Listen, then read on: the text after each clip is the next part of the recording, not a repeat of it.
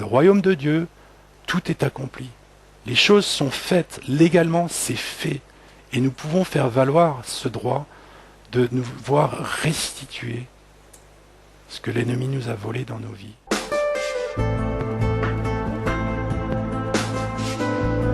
Bonjour à toutes et à tous.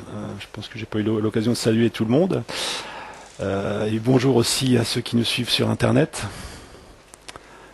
Alors aujourd'hui, je vous invite à faire un voyage dans l'Ancien Testament, dans un livre de la Bible qui n'est pas nécessairement toujours le plus facile. En tout cas, c'est mon avis personnel. Vous avez le droit de ne pas le partager. C'est l'un des 5 livres de la Torah, donc dans les 5 premiers livres de la Bible. Et nous allons voir, au travers de ce que nous allons lire, que la Bible est un livre qui est prophétique. C'est-à-dire que c'est un tout. Et que malgré la diversité des auteurs que l'on peut trouver tout au travers de la Bible, malgré la diversité des époques qui se sont succédées sur les siècles qui sont couverts par la Bible, eh bien il y a une unité. Une unité qui fait le lien entre tout cela.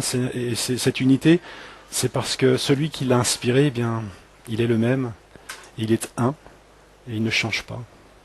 Et il poursuit des desseins qu'il révèle par étapes, vous voyez, et qu'il fait connaître. Et du coup, ça laisse entrevoir la profondeur des pensées de Dieu et cette continuité que Dieu a. Il ne change pas comme ça au gré des vents, mais il a un cap, il suit ce cap inlassablement, avec patience, et son cap s'inscrit dans l'histoire.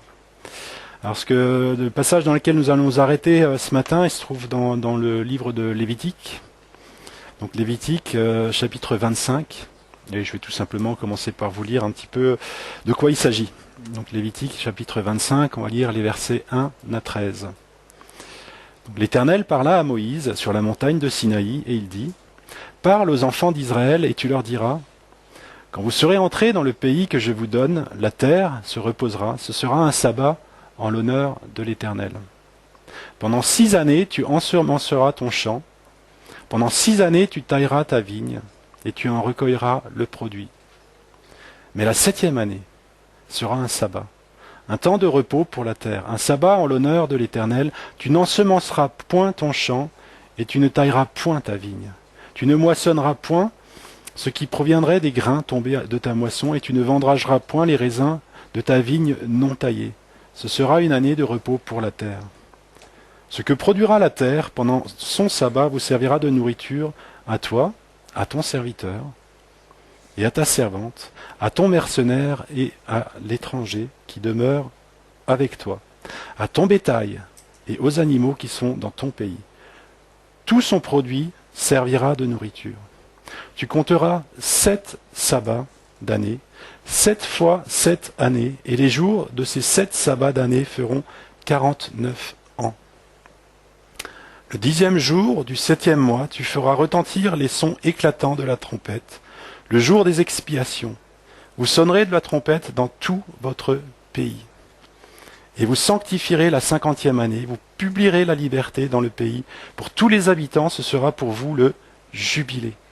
Chacun de vous retournera dans sa propriété, et chacun de vous retournera dans sa famille. La 50e année sera pour vous le jubilé. Vous ne sèmerez point, vous ne moissonnerez point ce que les champs produiront d'eux-mêmes, et vous ne vendangerez point la vigne non taillée, car c'est le jubilé. Vous le regarderez comme une chose sainte, vous mangerez le produit de vos champs. Dans cette année de jubilé, chacun de vous retournera dans sa propriété. Et donc ensuite, le chapitre continue en donnant des éléments complémentaires, mais on ne va pas tout lire par souci de temps. Donc les instructions qui sont données ici dans ce passage, eh bien, font partie des instructions que Dieu a données à Moïse, son serviteur, et qu'il a données pour le peuple d'Israël. Le passage que nous avons lu ici est donné alors que le peuple d'Israël est encore dans sa marche dans sa marche dans le désert, avant d'entrer dans la terre promise, puisque ce passage a été donné à Moïse à la montagne du Sinaï. Donc j'ai presque envie de dire, relativement au début de l'histoire du peuple d'Israël après la sortie de l'Égypte. Donc ces instructions, elles sont données un peu en avance, si vous voulez, par anticipation de cette entrée dans la terre promise qui était encore devant eux, qui allait venir. Alors, le passage nous parle essentiellement de deux choses. Il nous parle des années sabbatiques, ces années qui sont un cycle de 7 ans, vous voyez, pendant 6 années, vous cultiverez vos terres, et puis la 7e année, vous laisserez la terre se reposer, et pas de plantation, pas de moisson, à cette occasion-là. Il nous parle aussi d'un deuxième élément qui est le jubilé, ou bien encore l'année de la liberté. Et au bout de 7 cycles de 7 ans, après la 7e année sabbatique, il y aurait la 50e année. Donc, pour ceux qui aiment bien les calculs, je vous laisse faire les calculs. Et donc, 50e année qui serait l'année dite du jubilé. Et où, pour une seconde année consécutive, si vous voulez, puisqu'il y avait l'année sabbatique qui précédait, donc après l'année sabbatique vient l'année du jubilé, donc pour une seconde année consécutive, il n'y a ni semis, ni moisson, et les esclaves israélites recouvraient la liberté, et ceux qui avaient perdu leur propriété pour une raison quelconque, eh bien, pourraient récupérer leur terre.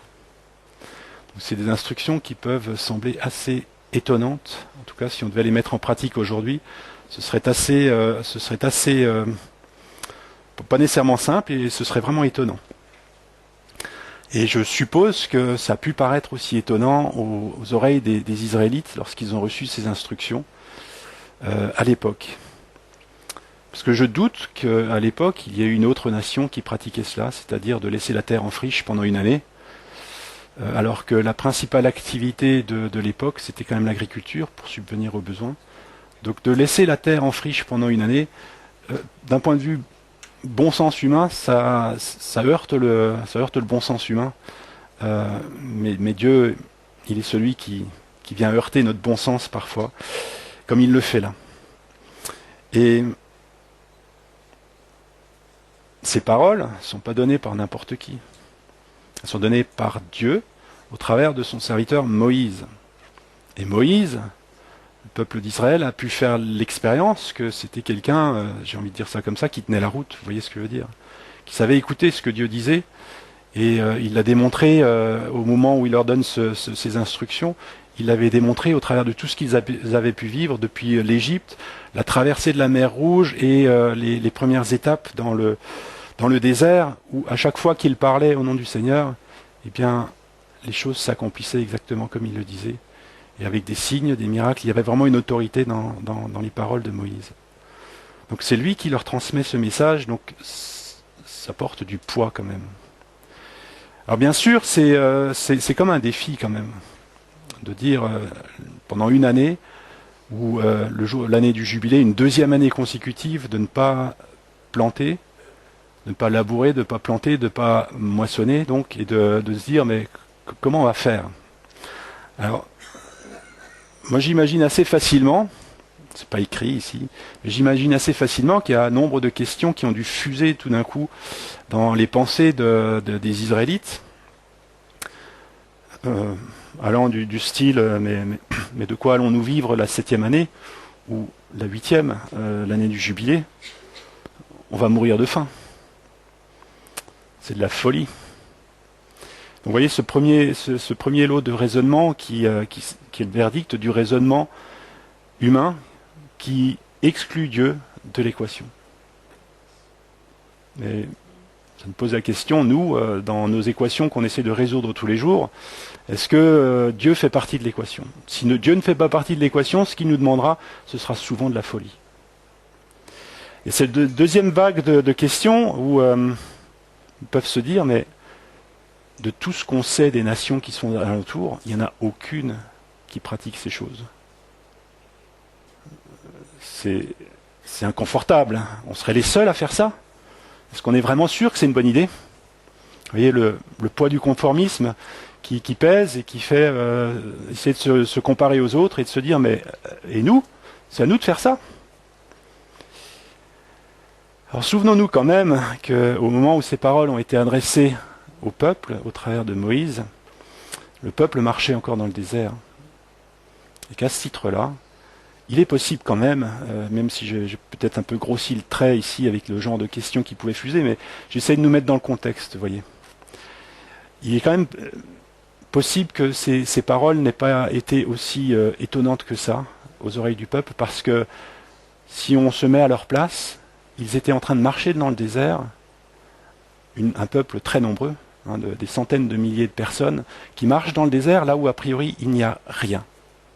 Rien pour subvenir à la nourriture, pas de quoi subvenir à l'eau. Et pourtant, jour après jour, conformément à ce que Dieu leur avait dit, il y a de la manne qui tombait tous les jours. Du premier jour, deuxième, troisième, quatrième, cinquième, sixième. Le sixième, il se passait quelque chose de spécial, c'est qu'ils avaient une double portion de manne qui tombait suffisamment pour le septième, qui était le sabbat, pour que le septième, il n'ait pas besoin justement d'aller chercher cette manne. Donc ils étaient déjà un peu dans le contexte, vous voyez, de ces cycles d'années sabbatiques. Ils vivaient déjà à leur échelle quelque chose de l'ordre de la provision de Dieu dans tout ça. Alors, ce que je voudrais tout de suite clarifier ce matin, c'est que je ne suis pas en train ici de vouloir réinstaurer les années sabbatiques, ni les années du jubilé. Bon, c'est pas l'objet de mon message. Mais l'objet de mon message, c'est plutôt de nous arrêter sur des instructions qui ont été données à un moment donné au peuple, et de voir en quoi ces instructions portent encore des choses précieuses pour nous aujourd'hui, parce que, vous voyez, comme je l'ai dit, la Bible, c'est un tout. Même si nous ne sommes plus sous le temps de la loi, mais sous le temps de la grâce, ça ne veut pas dire que l'Ancien Testament n'ait rien à nous dire pour notre marche aujourd'hui, pour ce que nous pouvons vivre aujourd'hui. Alors, ceci étant dit, donc vous pouvez être tranquille, enfin, quoi qu'il n'y ait pas beaucoup d'agriculteurs parmi nous, donc vous étiez probablement déjà tranquille, mais en tant qu'agriculteur, ça doit être choquant quand même, et c'était quand même la plupart de la société de l'époque qui vivait de l'agriculture. Donc, ce que je voudrais plutôt faire ce matin, c'est de regarder quelques principes qui se dégagent de ce qui est dit là, et de découvrir aussi un fil conducteur que l'on retrouve ensuite plus tard dans la Bible sur certains aspects. Donc on pourrait s'attarder sur plusieurs principes, je vais pas, les principes seraient probablement plus nombreux que je pourrais les lister ici.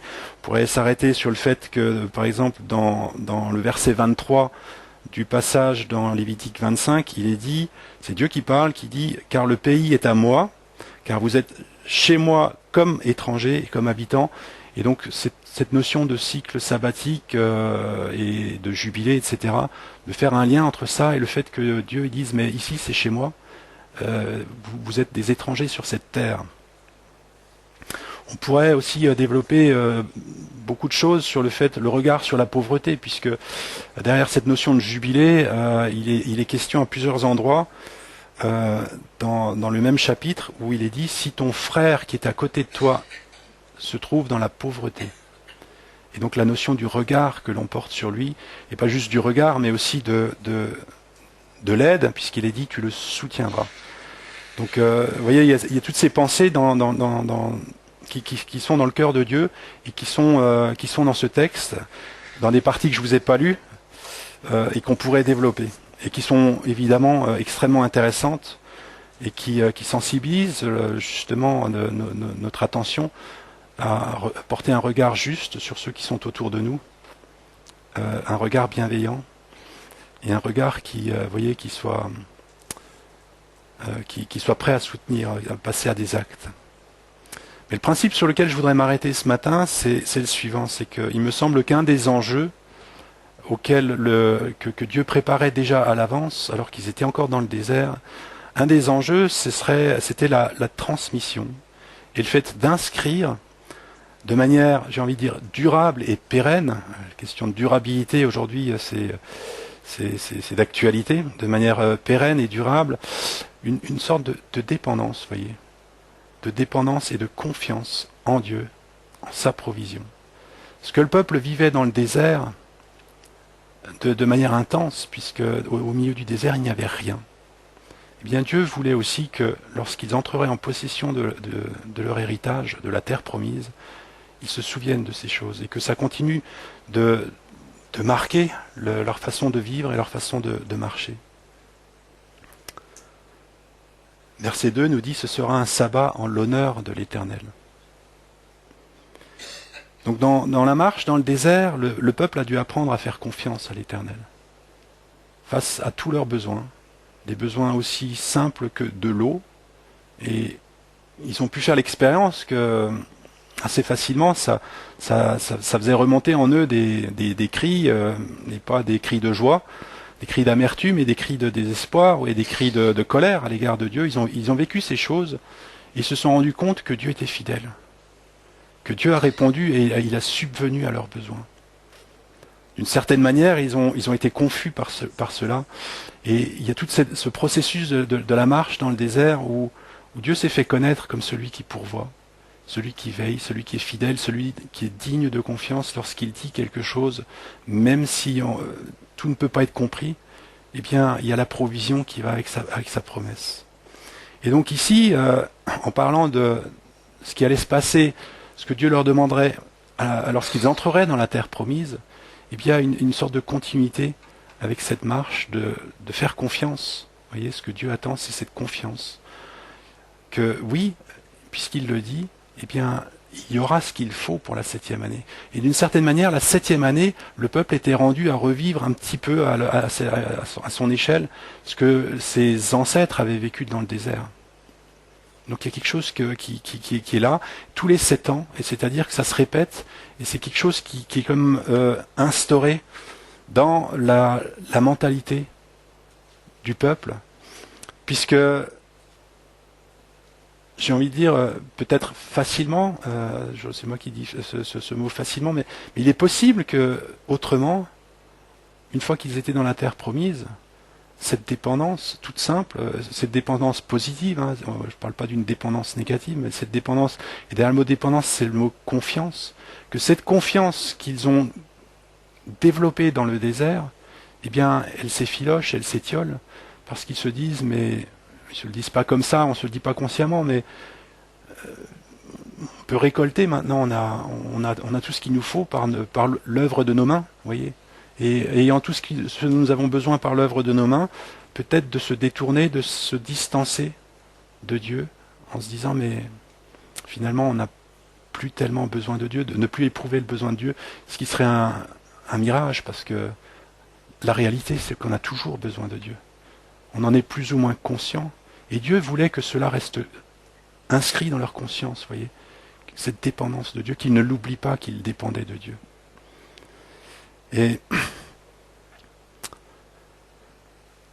tout cet équilibre finalement dans cette marche que Dieu préparait déjà dès le mont Sinaï, où pendant 6 années il y a le travail de l'homme,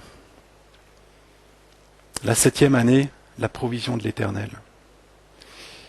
Et ce que Dieu cherche, me semble-t-il, au travers de cet enchaînement de séquences, c'est que ce ne soit pas des séquences qui soient disjointes, vous voyez. Pendant 6 années, c'est moi, et puis uniquement la 7e année, c'est Dieu, où je compte sur Dieu que la 7e année. C'est que ce qui est appris pendant cette 7e année, eh bien, ça serve pour les 6 autres années. Qu'il y ait cette confiance qui soit solidement ancrée, développée, que oui, Dieu, il est digne de confiance.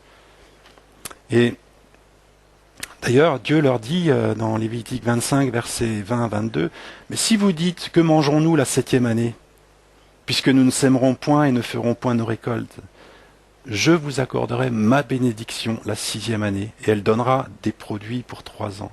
Vous sèmerez la 8e année, et vous mangerez de l'ancienne récolte jusqu'à la 9e année. Jusqu'à la nouvelle récolte, vous mangerez de l'ancienne. » Donc Dieu, il promet ici une promesse qui est forte, de dire, mais je suis toujours là, je suis toujours le même, je suis toujours celui qui est capable de pourvoir, et je pourvoirai dans ces moments-là où je vous demande de me faire confiance. Voyez.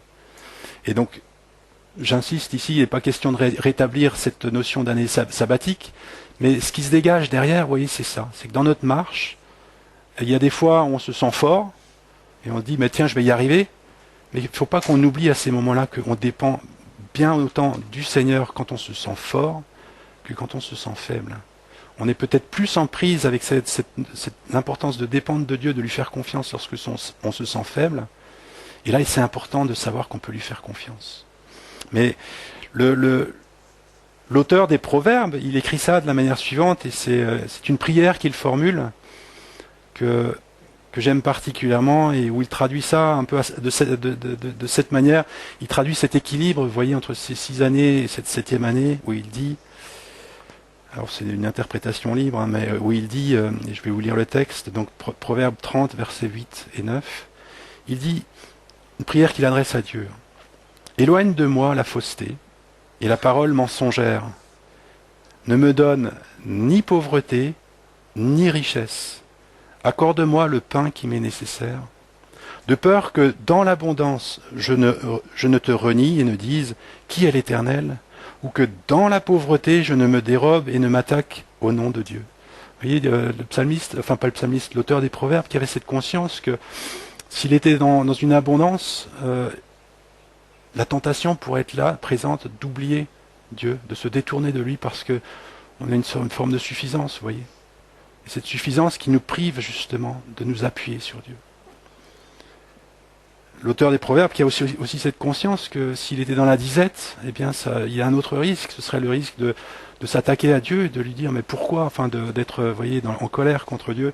C'est la raison pour laquelle il demande ni l'un ni l'autre, et il demande juste le pain qui lui est nécessaire, de manière à ce qu'il ait cette relation bien équilibrée avec Dieu. Donc voilà, enfin il me semble qu'il y a quelque chose de cet ordre-là qui se dégage de ce cycle des 7 années sabbatiques.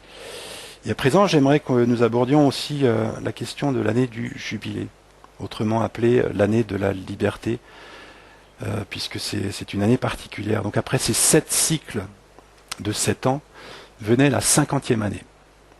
Et durant cette année, Dieu instaure un événement très spécial, puisque le 10e jour du 7e mois de l'année, le jour précis de l'expiation, donc le jour de l'expiation, c'est le jour où le souverain sacrificateur entre dans le lieu très saint une fois par an seulement, une fois par an, avec le sang d'un bouc pour faire l'expiation du péché du peuple tout entier. Et en parallèle, il y a un autre bouc qui est relâché, le bouc émissaire, qui est relâché dans le désert et qui repart après qu'on lui a imposé les mains, avec portant sur lui l'ensemble du péché du peuple d'Israël. Donc ce jour-là où il y a l'expiation des péchés, donc qui dit expiation dit pardon, c'est ce jour-là où il y a quelque chose de particulier que Dieu prépare à l'avance en l'annonçant à son peuple qu'ils allaient mettre ça en place, qu'ils allaient le vivre. Eh bien, c'est que ce jour-là, il faudrait sonner la trompette. Et cet événement qui se produirait tous les 50 ans, donc c'est un événement que Dieu voulait toucher, qu'il touche chaque génération au moins une fois, vous voyez. C'est quelque chose qui se répétait et qui toucherait toutes les générations. C'est pas juste la génération qui est sortie d'Égypte qui allait vivre cela, mais Dieu avait ce souci que chaque génération puisse vivre cela. Une fois tous les 50 ans, réfléchissez combien de fois on peut le vivre, c'est 1 ou 2 fois chacun. Et donc chaque génération peut le vivre 1 ou 2 fois. Donc Dieu voulait que chaque génération puisse entrer en contact avec ce qui allait faire l'essence de cette journée-là, et pour que ça puisse vraiment ancrer quelque chose dans leur vie, dans leur cœur. Donc au saut de la trompette était déclarée l'année du jubilé. Cette trompette, elle retentissait à Jérusalem, puis ensuite était propagée, comme on l'a lu, dans tout le pays. Alors pour que ce soit propagé dans tout le pays, ça veut dire qu'il y avait des gens avec des trompettes qui allaient sonner de la trompette dans toutes les villes et tous les villages, pour faire savoir que oui, c'est le jour du jubilé, et c'est l'année du jubilé qui est inaugurée. Et donc, plusieurs choses se passaient le jour du jubilé, enfin l'année du jubilé. Et ce sont des sujets de réjouissance vraiment pour les Israélites. Parce que les Israélites qui étaient asservis dans leur pays et qui étaient donc en esclavage, eh bien, l'année du jubilé, ils étaient affranchis. Ils retrouvaient leur liberté. Celui qui était esclave pouvait faire valoir que, oui, maintenant, je suis libre, sans avoir rien fait. Il n'avait rien d'autre à faire que de faire valoir sa liberté. Il n'avait pas à payer, vous voyez, pour cela. Il n'avait plus à se soumettre à l'esclavage, dans lequel il avait été réduit par les circonstances et peut-être aussi par ses mauvais choix. Deuxième point, c'est que chacun recouvrait sa propriété familiale. Et au travers des 49 années qui précédaient, en fonction des circonstances, des événements, des choix aussi, des uns ou des autres, eh bien, certains pouvaient se retrouver dans une situation telle qu'ils avaient besoin de vendre leurs terres pour pouvoir subvenir à leurs besoins, et donc se trouver séparés de leur héritage. Mais la 50e année, ils pouvaient reprendre possession de leurs terres, celles dont ils avaient dû se séparer, celles dont ils avaient été aliénés. Donc le son de cette trompette ouvrait un temps bien particulier, un temps de restitution, puisque la terre allait être rendue, un temps où tout ce qui avait été perdu pouvait être recouvré, donc au travers de la terre, des champs, vous voyez, qui étaient le moyen de survie, de subsistance. Eh bien, ces champs pouvaient être recouvrés par les personnes, et ils pouvaient entrer en nouveau en possession de ce qui était leur héritage, ce qui appartenait à leur famille, ce qu'ils avaient été aliénés pour les raisons diverses, et qui peuvent à nouveau entrer en possession de cette terre. Un temps de restauration aussi, parce que les liens de l'esclavage étaient rompus. Les familles qui étaient séparées à cause de cela, eh bien, pouvaient être réunies. Chacun pouvait retourner dans sa famille. Ce qui est fort, c'est que Dieu, dans ce qu'il demande à Moïse, c'est que ce soit la loi du pays. Et donc, une fois que la trompette a retenti, comme c'est la loi du pays, eh bien, chacun qui se trouvait aliéné de ses terres ou qui se trouvait dans l'esclavage pouvait faire valoir ce droit de recouvrer la liberté, de recouvrer son territoire. Simplement parce que la trompette a sonné. Et cette trompette, ce son de trompette a dû susciter bien des cris de joie, des danses, des célébrations dans les cœurs de ceux qui en étaient au bénéfice. Et une joie parce que ils savaient que c'était acté pour eux, c'était acté, vous voyez, c'était pas quelque chose d'hypothétique, c'était quelque chose qui était bien réel, tangible, que ce qu'ils avaient perdu, leur liberté, leur terre, leur était de droit restitué. Peut-être que ça ne l'était pas encore physiquement à l'instant où la trompette sonnait, mais ils savaient que dans l'année qui viendrait, toutes ces choses leur seront restaurées. Il leur suffirait de le faire valoir, tout simplement. Et si d'aventure, un maître d'esclavage, par exemple, eh bien, s'opposait en disant « mais toi, tu restes chez moi, tu n'as pas le droit de partir », eh bien, il était possible tout simplement de lui dire « mais tu sais comme moi ce que le son de la trompette implique. Tu dois me rendre ce qui me revient. Cela me revient à présent parce que c'est la loi du pays. » Il y a une force, vous voyez, qui est derrière quand c'est la loi du pays, et que c'est pas juste quelque chose isolé, mais c'est dans tout le pays.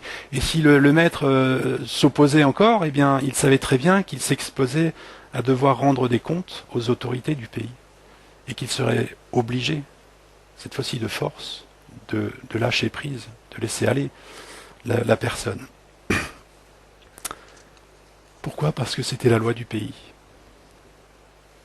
Et que du coup, il y a toute l'autorité qui gouverne le pays, qui soutient cette loi du jubilé, si je peux dire ça comme ça. Alors cet événement fait bien sûr écho dans l'histoire du peuple juif, à cet épisode où ils sortirent d'Égypte, et où, il n'y a pas eu de trompette, mais cette fameuse nuit où ils ont célébré la Pâque pour la première fois, eh bien, le pharaon qui avait résisté longuement et intensément à laisser partir son peuple, a été contraint à laisser partir le peuple, sous la main puissante de Dieu, vous voyez, parce que l'autorité de Dieu était derrière, et donc il a accompli ce qu'il avait projeté, c'est-à-dire de libérer son peuple. Donc pour le peuple d'Israël, cette année du jubilé, ça fait écho à cela, et avec une réelle force qui est derrière. Ça fait écho à cette première Pâque où là aussi le sang a coulé. Là aussi le sang a coulé. À présent, il est question de cette année du jubilé, le jour de l'expiation, où le sang coule à nouveau. Et le lien entre le sang qui coule et ce qui se passe, ce qui est rendu possible à cause du sang qui coule, on peut mesurer l'intensité et la force de ce que ça représentait pour eux. Surtout pour ceux qui, dans l'histoire récente, ou peut-être même ceux qui avaient vécu la sortie de l'Égypte. Mais comme la Bible est prophétique, cette année, elle pointe, cette année du jubilé, elle pointe non seulement sur ce qu'ils avaient vécu à la sortie d'Égypte, non seulement sur ce qu'ils allaient vivre lorsqu'ils allaient prendre possession de la terre promise, mais ça pointe encore sur le futur, sur ce que Dieu allait encore faire, voyez, comme une préfiguration. Ce que Dieu fait dans l'Ancien Testament, souvent, c'est comme une préfiguration des choses qui sont encore à venir et qui sont à être manifestées de manière bien plus grande et avec une profondeur bien plus grande. Et c'est ainsi qu'on retrouve cette année du jubilé mentionnée dans le prophète Ésaïe au chapitre 61. Donc au chapitre 61, on va lire les versets 1 à 4, où il est écrit « L'Esprit du Seigneur l'Éternel est sur moi, car l'Éternel m'a oint pour porter de bonnes nouvelles aux malheureux. Il m'a envoyé pour guérir ceux qui ont le cœur brisé, pour proclamer aux captifs la liberté et aux prisonniers la délivrance, pour publier une année de grâce. » Cette année de grâce, ça fait écho avec cette année du jubilé qui était instaurée déjà dans le Lévitique et que Dieu avait demandé à son peuple de vivre, de mettre en place. Ici, ça revient pour publier une année de grâce de l'Éternel et un jour de vengeance de notre Dieu, pour consoler les affligés, pour accorder aux affligés de Sion, pour leur donner un diadème au lieu de la cendre, une huile de joie au lieu du deuil, un vêtement de louange au lieu d'un esprit abattu, afin qu'on les appelle les térébintes de la justice, une plantation de l'Éternel pour servir à sa gloire. Ils rebâtiront sur d'anciennes ruines, ils relèveront d'antiques décombres, ils renouvelleront des villes ravagées, dévastées depuis longtemps. Ici encore, il est question de publier. On l'avait vu dans le Lévitique, publier une année l'année du jubilé. Là encore, il est question de publier une année de grâce. C'est une année aussi. Et une année avec, au moment où cette année est publiée, ça change considérablement la donne, parce que c'est une bonne nouvelle pour les malheureux. La guérison est annoncée à ceux qui ont le cœur brisé. La liberté est annoncée à ceux qui sont captifs. La délivrance aux prisonniers. Il est question de rebâtir sur d'anciennes ruines qui seront renouvelées et restaurées. Vous voyez, donc ça fait le contraste entre la situation qui précède et ce qui devient possible à partir du moment où cette année est publiée. Alors quelque chose d'incroyablement réjouissant, de libérateur, de restaurateur. Et pour les Juifs, lorsqu'Ésaïe annonce cette prophétie, eh bien, ça fait écho vraiment avec cette année du jubilé, avec cette fois-ci des dimensions qui se rajoutent par rapport à ce qu'on a vu, mais on retrouve une constante, vous voyez. Dans Lévitique, il est question de récupérer, de restauration de l'héritage, il est question de libération. Ici, on retrouve ces dimensions-là, mais aussi sous un angle spirituel, vous voyez.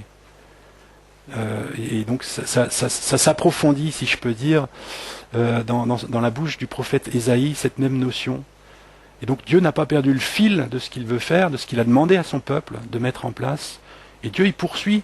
C'est des siècles plus tard que Dieu revient sur cela, en disant, mais il y a quelqu'un qui viendra, qui sera oint, et qui proclamera l'année du jubilé. Cette année du jubilé,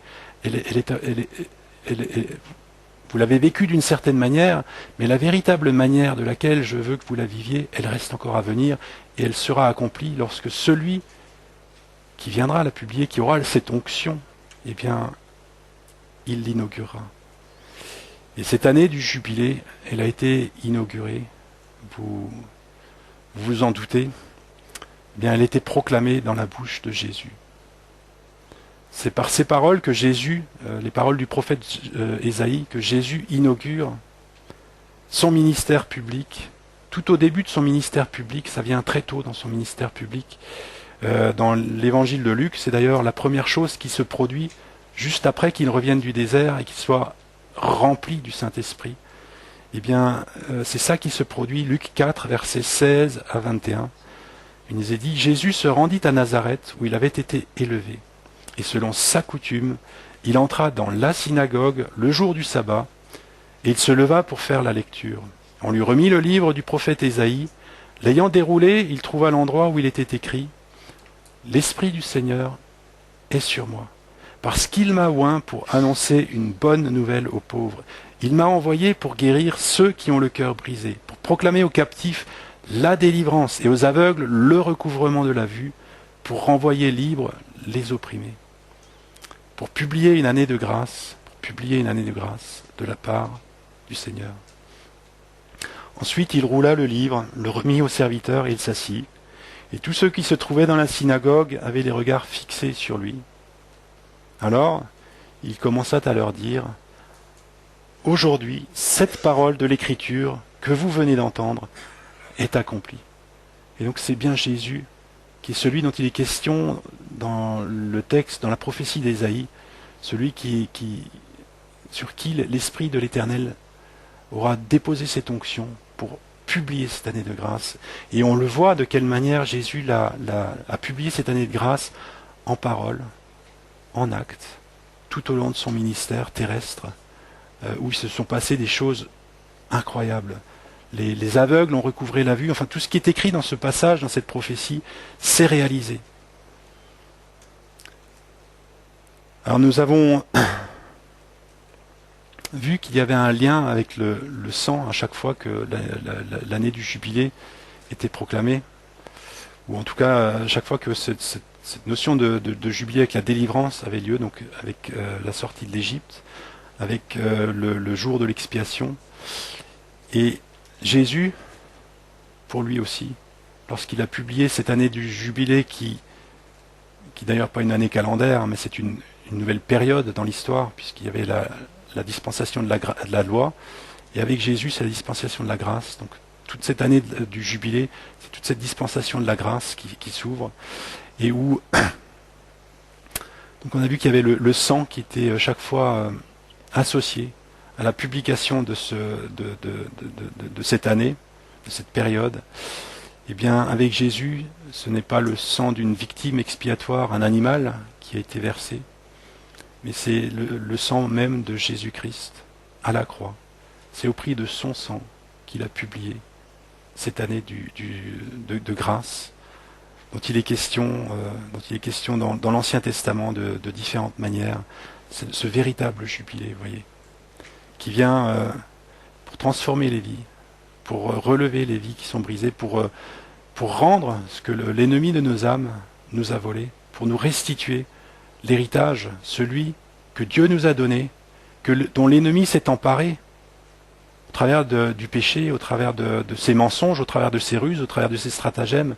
L'ennemi qui est ce voleur tel que la Bible décrit, eh bien, qui est venu faire des ravages dans nos vies, eh bien, lorsque Jésus proclame l'année du jubilé, eh bien, ce qu'il dit, c'est que tout ce que l'ennemi vous a volé, que Dieu vous avait donné, eh bien, c'est à nouveau disponible. C'est à nouveau disponible. Pour cela, il faut évidemment que nous entendions le son de la trompette, symboliquement, si je peux dire. Il faut que nous ayons cette foi, cette assurance que oui, légalement, c'est acté, pour que nous fassions valoir ce droit près de celui qui nous a volé ces choses. Pour lui dire, mais maintenant, tu dois me rendre ces choses, parce que le sang de Jésus a parlé, parce qu'il a publié cette année de grâce, légalement. Vous voyez, comme les Israélites à leur époque, ils pouvaient faire valoir de droit, parce que c'était la loi du pays. Dans notre cas, ce n'est pas la loi du pays, c'est la loi du royaume. Dans le royaume de Dieu, tout est accompli. Les choses sont faites, légalement, c'est fait. Et nous pouvons faire valoir ce droit de nous voir restituer ce que l'ennemi nous a volé dans nos vies. Et sans doute, nous avons conscience de certaines choses que l'ennemi nous a volées, et sans doute aussi, nous n'avons pas pleine conscience de tout ce qu'il a pu voler dans nos vies. Mais ce qu'impliquait cette année du jubilé, eh bien, c'est que c'était une année de restauration, une année de restitution. Et cette année a été proclamée dans le royaume par Jésus-Christ. Et cette année, elle est encore ouverte aujourd'hui pour nous, qui avons placé notre confiance, qui regardons à Jésus et qui plaçons foi dans ce qu'il a fait. Dans ce qu'il a fait. Alors c'est là où on voit un peu l'unité, vous voyez, de la Bible, qui parle de choses qui préfigurent dans l'Ancien Testament les choses qui étaient encore à venir et que Dieu allait révéler plus amplement au travers de la Bible. Dieu poursuit le même but, c'est celui de racheter, celui de la rédemption de l'humanité. Il n'a pas perdu le fil de sa pensée, il ne s'est pas perdu en route, il poursuit inlassablement ce but et il met tout à disposition. Et lorsque Jésus a dit « tout est accompli », ça implique que, d'une certaine manière, j'ai envie de dire ça comme ça, le son de la trompette a retenti ce moment-là. Le son de la trompette a retenti. Et toutes ces choses sont à nouveau disponibles par le moyen de notre foi. C'est par le moyen de notre foi que nous pouvons faire valoir nos droits devant l'ennemi pour qu'il nous restitue ce qui est à nouveau nôtre dans le nom de Jésus. Alors, l'histoire ne s'arrête pas encore. Parce qu'effectivement, nous sommes dans la dispensation de la grâce. Effectivement, Jésus a ouvert ce temps, donc, qui était préfiguré par la mise en place, vous voyez, de l'année du jubilé dans le Lévitique. Tout ça s'est réalisé. Il reste cependant une trompette encore de jubilé qui doit retentir. Il s'agit de cette trompette qui, lorsqu'elle sonnera, rétablira toutes choses, selon les desseins originaux de Dieu, et qui viendra tout remettre, j'ai envie de dire, dans l'ordre, là où aujourd'hui c'est le désordre, là où aujourd'hui c'est le chaos encore. Eh bien, lorsque cette trompette retentira, il se produira quelque chose d'extraordinaire pour ceux qui sont en Jésus-Christ et qui sont au bénéfice de son œuvre, de ce qu'il a accompli à la croix. Je vais vous lire 2 passages, juste pour le dire, et donc ça reste encore à venir, vous voyez. 1 Corinthiens 15, versets 51 à 57. Voici, je vous dis un mystère, nous ne mourrons pas tous, mais tous seront changés. Le mot changer. En un instant, en un clin d'œil, à la dernière trompette. La trompette sonnera. D'ailleurs, le mot jubilé, c'est un autre mot pour le mot trompette. Jubilé en hébreu, ça signifie une trompette, le bruit d'une trompette. La trompette sonnera et les morts ressusciteront incorruptibles et nous serons changés. Car il faut que ce corps corruptible revête l'incorruptibilité, que ce corps mortel revête l'immortalité. Lorsque ce corps corruptible aura revêtu l'incorruptibilité et que ce corps mortel aura revêtu l'immortalité, alors s'accomplira la parole qui est écrite.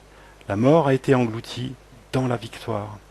Ô mort, où est ta victoire? Ô mort, où est ton aiguillon? L'aiguillon de la mort, c'est le péché, et la puissance du péché, c'est la loi.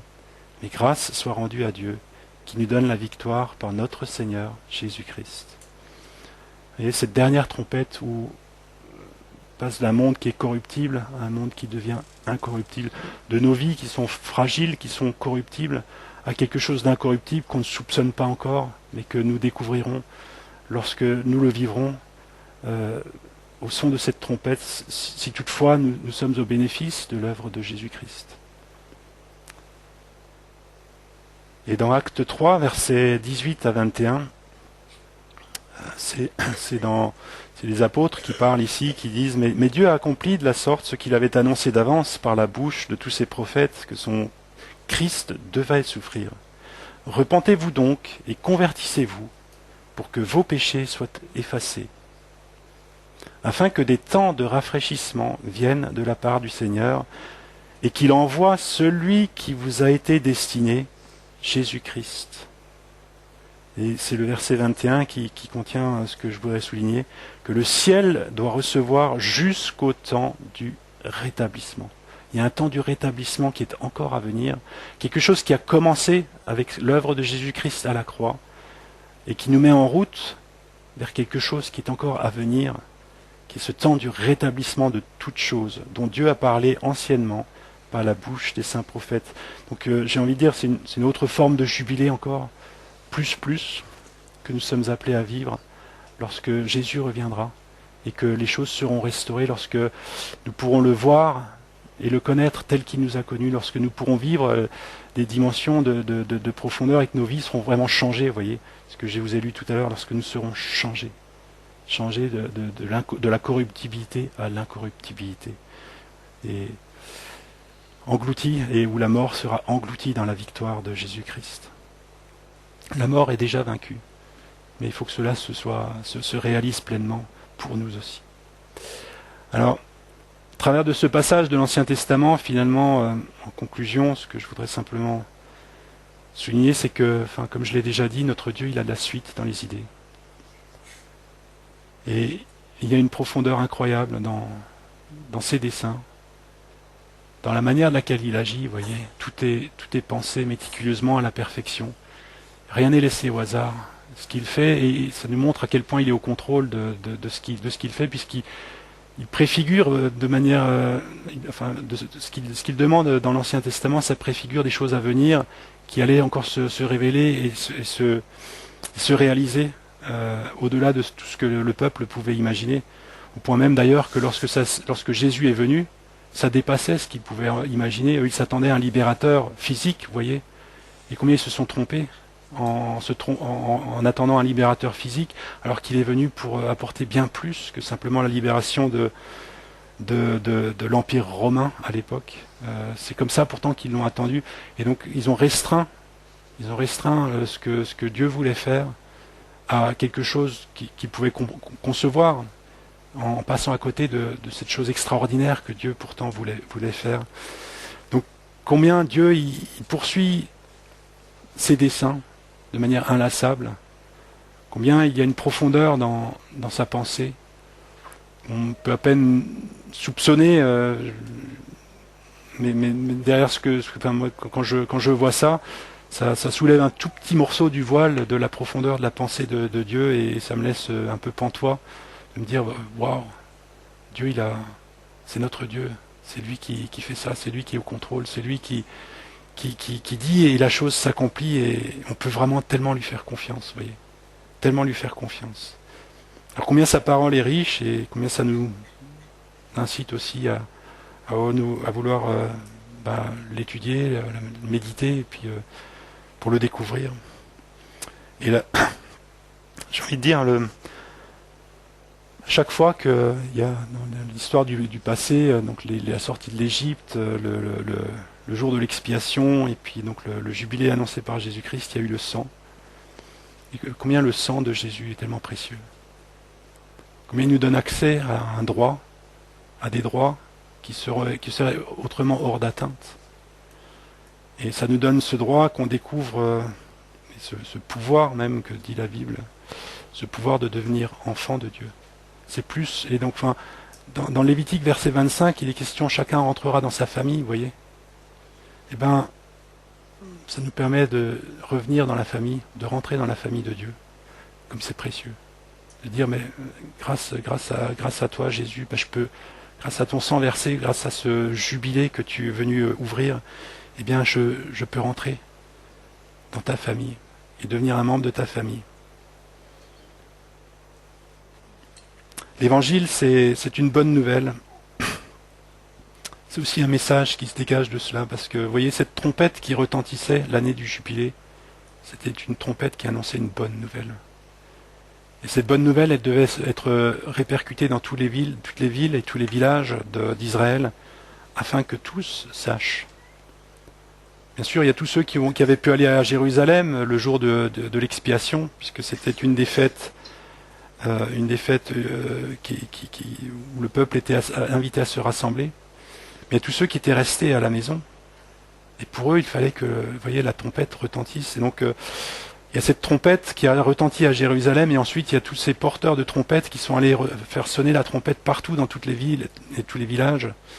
Alors que nous qui avons entendu la trompette sonner, bien que nous puissions devenir des porteurs de cette trompette pour ceux qui ne l'ont pas encore entendue, vous voyez, pour leur annoncer la bonne nouvelle. Que oui, il y a quelque chose qui est possible et qui est à disposition à cause de ce que Jésus a accompli. Et c'est ce sang qui nous parle de pardon. L'expiation, ça parle de pardon. Et le pardon, il y a une place tellement importante dans le fait d'entrer dans notre héritage, de réaliser qu'on a besoin d'être pardonné, et de savoir que oui, le sang a coulé afin que nous soyons pardonnés, et pour que du coup, ce jubilé puisse avoir lieu dans nos vies et dans la vie de ceux qui placeraient leur confiance en lui. Et comme c'est précieux aussi de savoir qu'il y a encore cette ultime trompette qui va sonner. Et toutes les choses, aujourd'hui, c'est le bazar, de savoir qu'un jour, les choses seront restaurées. Ce jour-là ne nous appartient pas, c'est le jour du Seigneur. Ce sera un jour tellement redoutable pour ceux qui n'auront pas placé leur confiance en lui, mais pour ceux qui se seront appuyés sur lui, quel jour glorieux.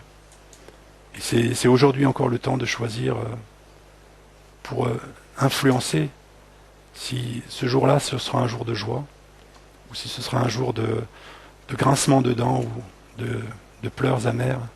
C'est aujourd'hui que ça se décide, pour saisir encore cette année du jubilé dans nos vies, parce que Jésus a donné sa vie pour chacun. La seule chose qu'il faille, c'est de lui faire confiance, et de croire que oui, c'est vrai pour moi et j'ai besoin de lui. Je t'invite à prier. Seigneur, nous te remercions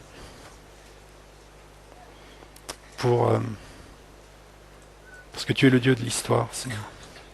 Tu es l'alpha et tu es l'oméga. Tu es au commencement et tu es à la fin. Et tu soutiens toutes choses, Seigneur, par ta parole, Seigneur. Tu es celui, Seigneur, qui est digne de toute notre confiance, Seigneur. Tu es celui qui tient les choses entre ta main, Seigneur, entre tes mains. Seigneur, tu es celui, Seigneur, qui, dans ton amour et dans ta grâce, a envoyé Jésus-Christ pour venir accomplir cette publication de cette année de la grâce, de cette année du jubilé. Merci pour ton esprit qui est à l'œuvre, Seigneur, et qui fait ces choses dans nos vies. Et Seigneur, accorde-nous, Seigneur, d'être nous aussi, Seigneur, de ces personnes, Seigneur, qui soient comme des trompettes aussi dans leur entourage, Seigneur, pour annoncer, Seigneur, pour annoncer le jubilé aussi à ceux qui ne le connaissent pas encore. Amen. Merci Arnaud.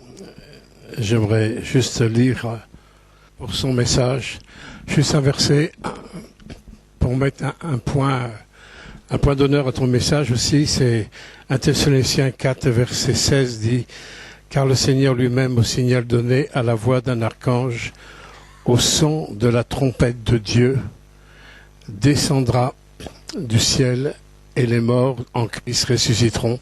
Premièrement, ensuite, nous les vivants qui serons restés, nous serons tous ensemble enlevés avec eux sur les nuées du ciel à la rencontre du Seigneur dans les airs, et ainsi nous serons toujours avec le Seigneur. Consolez-vous donc les uns et les autres par ces paroles.